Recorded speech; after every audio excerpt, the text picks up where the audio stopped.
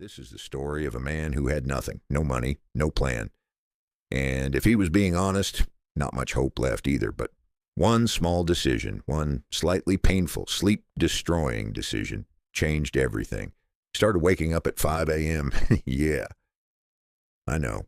Sounds terrible already, but stay with me because in just 90 days, his entire life flipped upside down. Before we start, quick question.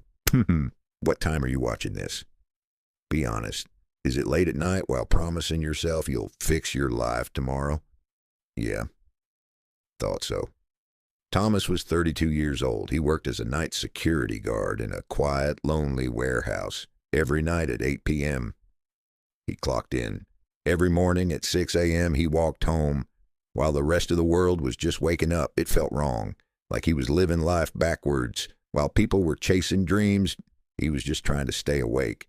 His apartment wasn't much better. One small room, a flickering light, a fan that worked when it felt like it. And his mattress? Let's just say the floor was doing most of the work, but the real problem wasn't his situation. It was the quiet fear that followed him everywhere. The kind that whispers, what if nothing ever changes? What if this is it? Every morning he passed homes filled with warm light, families eating breakfast, kids laughing, people rushing to jobs that actually meant something, and there he was, heading home to sleep through the day like some kind of human vampire. No offense to vampires, at least they seem to enjoy it. One morning, everything changed. His phone rang. It was his sister. Her voice was shaking. Hey, Thomas, you need to come home. Mom collapsed. For a second, his heart just stopped. At the hospital, his mother looked smaller than he remembered, weaker, like life had quietly been taking pieces of her. One day at a time, she held his hand and said something he would never forget. Don't waste your life like I did. That moment hit him hard, not like sadness, like fear. Real fear, the kind that forces you to ask, what am I doing with my life? Later that morning, just before sunrise, Thomas stepped outside.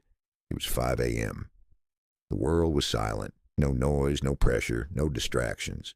Just stillness. And for the first time in years, his mind wasn't racing. That's when he said it, quietly, almost like he didn't fully believe it yet. No more. On the bus back, something unexpected happened. Across from him sat a well-dressed man, calm, relaxed, reading a book. At 6 a.m., Thomas couldn't help himself. Why are you up this early? The man smiled, like he'd been asked that question 100 times. Because this is when I build my life. That answer stayed with Thomas. It sounded simple, too simple, almost suspiciously simple. The man explained, the hours between 5 a.m. and 7 a.m., that's where everything changes. While everyone else is sleeping, you work on yourself. Thomas thought, great. So the secret to success is less sleep? Not exactly inspiring, but he had nothing left to lose. So the next morning, he tried, 5 a.m.